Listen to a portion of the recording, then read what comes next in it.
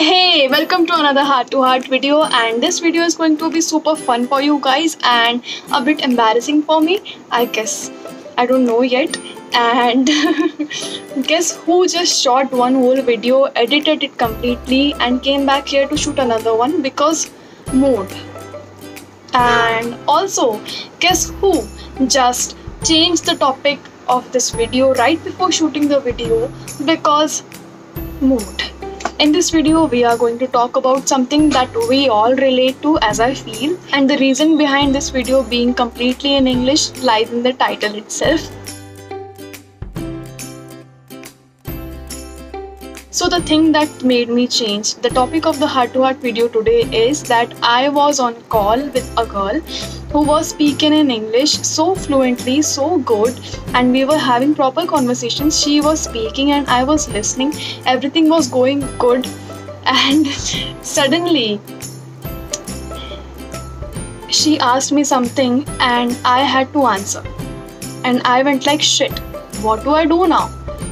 And after a few seconds, I decided to speak up. Okay, I will answer your question. And I started answering her question, and after a few seconds I started mumbling random words, as in I was speaking the sentence in my head, but in reality I was speaking only words without the grammatical words. So I started mumbling, and mumbling continued to around 1 minute, and then finally I realized that I have completely messed up and I have embarrassed myself so bad that I cannot even cover up this. So I pretended like, हाँ आ रही हूँ 5 minute में आ रही हूँ बस 5 minute, and told her that sorry my mom was standing beside me and I was uncomfortable, इसलिए ये सब चीज़ें हुई.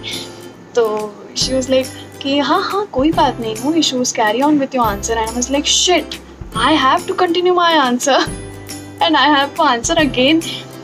So finally I cut it short in just one sentence and completed my answer.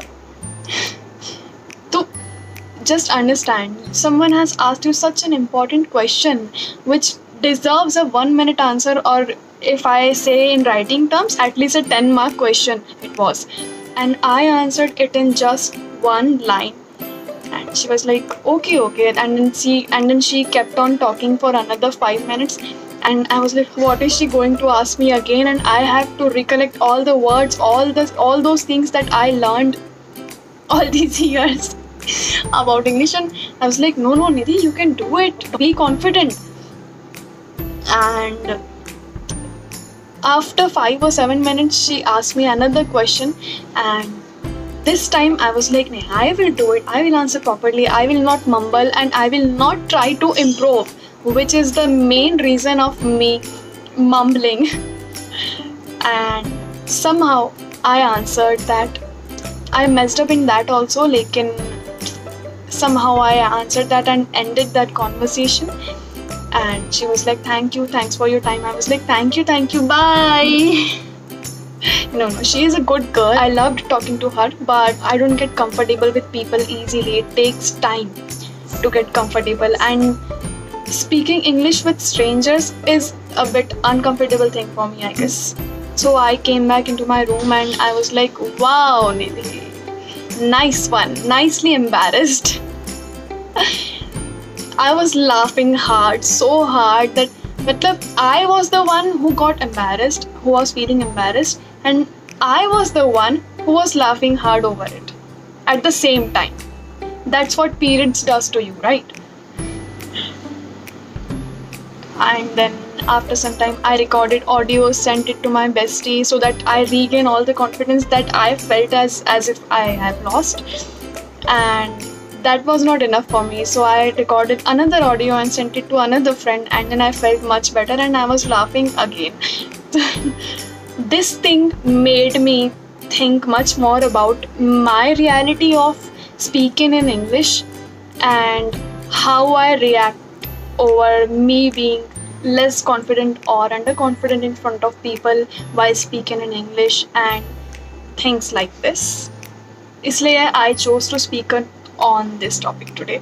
Let's come to the second point, that when did I start developing my interest in English? It was in class 5th. Our English teacher used to give us homework to complete reading whole chapter already at home and find out all the hard words, all the big spellings, and write down their meanings so that she doesn't have to explain much, and we develop a habit of using dictionary. So that's when I started using dictionary and I got introduced to many words. I still remember one word. It was my class 5th English textbook, and chapter number 2, the name was Jaws, and the chapter was about sharks, that they have 2000 teeth and how many and other things. That's when I learned this word Jaws.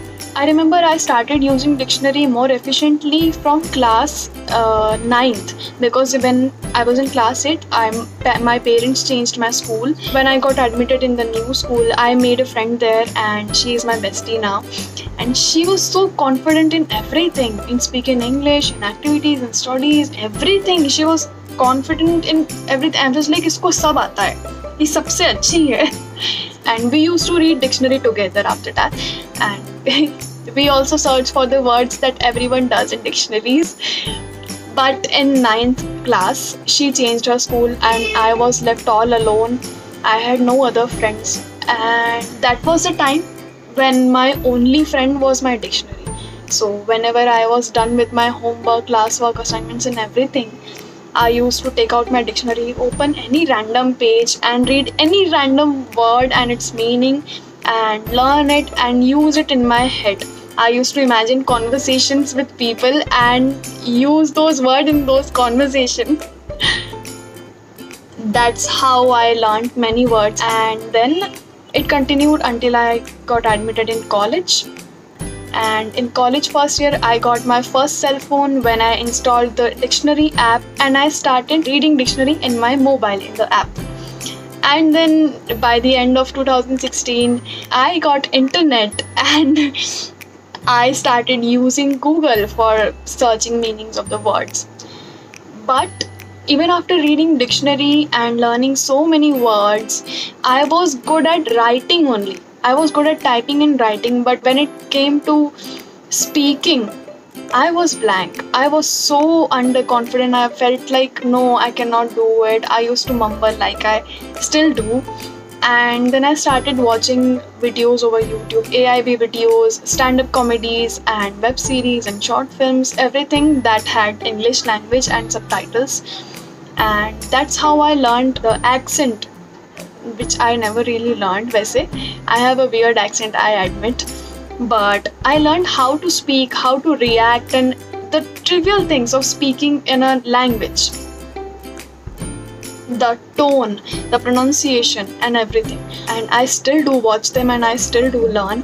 Whenever I watch any series, web series, or something like Little Things or Dark, I catch their accent. I start speaking like the characters. Like if I'm watching Little Things, I start speaking like Dhruv and Kavya combined. So I'm still in learning phase. I'm still not much fluent in English.